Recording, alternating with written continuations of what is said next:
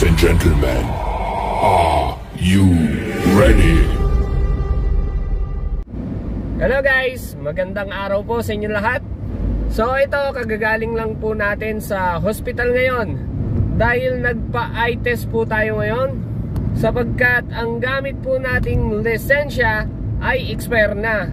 Kailangan na po natin mag-renew ng ating gamit na lisensya. So ayun, di na po ako nakapag-video sa loob ng ospital dahil puro babae po yung nag-check sa atin, no? Dahil di ko sana balak gawan ng video itong pagre-renew ko ng lisensya, pero namangha kasi ako kung gaano sila kabilis mag-renew ng lisensya rito. So ayun guys, ang pagre-renew namin ng lisensya rito, ang unang proseso ay kailangan mo magpunta sa mga medical center o yung private clinic para magpa-eye test. Yun lang po yung requirements nila sa pagre-renew ng lisensya. So ayun, pagpunta ko po ng hospital ay nagbayad po ako ng 109 real o katumbas ng 1,600 sa pera natin sa Pinas. At pagkatapos noon, binigyan na ako ng resibo, tapos chinek na ako sa mata. Pinagbasa lang nila ako ng numero, no? 3 lang yon, parang sa Pinas din. Isang malaki, isang medyo maliit, tapos isang maliit. So ayun, tatakpan din yung isang mata, tapos tatakpan din yung isang mata pagkatapos nun, no? Ayun lang yung proseso. Pagkatapos nun, pwede ka nang umalis. Pwede ka nang umuwi sa inyong bahay. Dahil aantayin mo na lang yung message ng hospital kung pwede ka nang mag-renew ng iyong driver's license. Nasa 30 minutes to 1 hour lang po bago sila mag-update. So ayun, pagkaraan lamang po ng 30 minutos, nag-update na rin po sila sa akin na pwede na akong mag-renew ng aking driver's license dahil naipasa na nila sa police station yung aking record. At dahil nga nag-message na sila, pwede na akong pumunta sa police station o kaya pwede na akong mag-online sa kanilang application na kung tawagin ay AbShare. At dahil napakarami pa nating gawain ngayon, napakarami pa nating sundo, no? Hindi natin magawang pumunta sa police station o sa Muror para mag-renew ng driver's license. Kaya ang gagawin natin ngayon ay mag-o-online na lang tayo. Kaya ipapakita na lang natin sa inyo kung paano tayo mag-online. Kaya let's go! A few moments later. So ito guys, dahil nakapunta na tayo sa medical center para magpa-check ng eye test. Ayun, nag-message na rin sa atin yung hospital at pwede na tayong mag-renew sa ating gamit na application. At yun ay ang AbShare. So ayun, ino-open ko na. Kailangan ng ID number, tapos password. So type natin yung password natin. Login. Continue.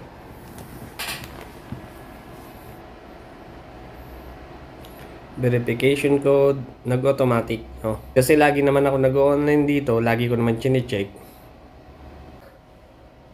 So ayan, nandito lahat ng ating information, no? Lahat ng kailangan natin, mga IDs, mga visa, nandito lahat, no? Renew driving license. Yan, lumabas agad siya kasi yun yung kailangan natin.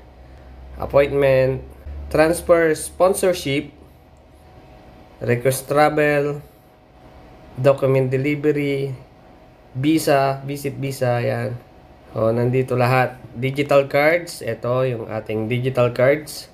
O, makikita nyo naman, o, yung ating driver's license ay invalid document for this digital card. Make sure you have a valid document to be able to use it. So, ayun, dahil nga expire, kailangan natin mag-renew. Renew driving license. So ayan, nakalagay dyan 2 years. Yun yung pagpipilian natin. Review details. So ayan na siya.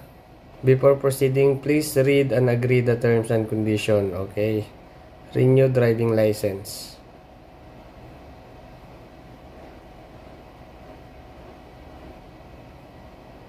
So, ayun.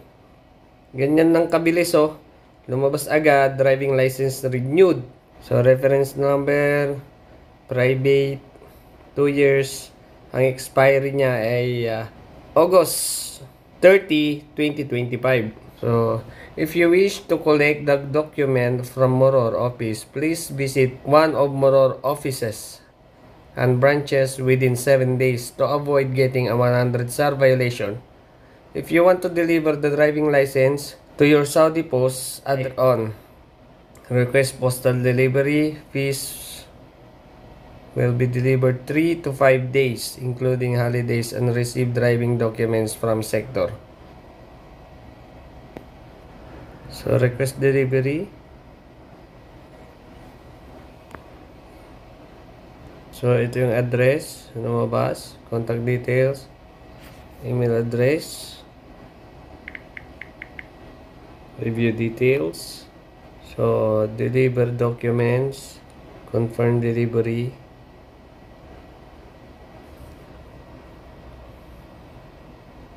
So, yun. Okay na. Delivery request created. Your document delivery request has been successfully sent to your postal agencies or companies. Document tracking. Ayan. Nandyan na lahat. So, okay na. Ganun lang kabilis mag-renew ng license dito.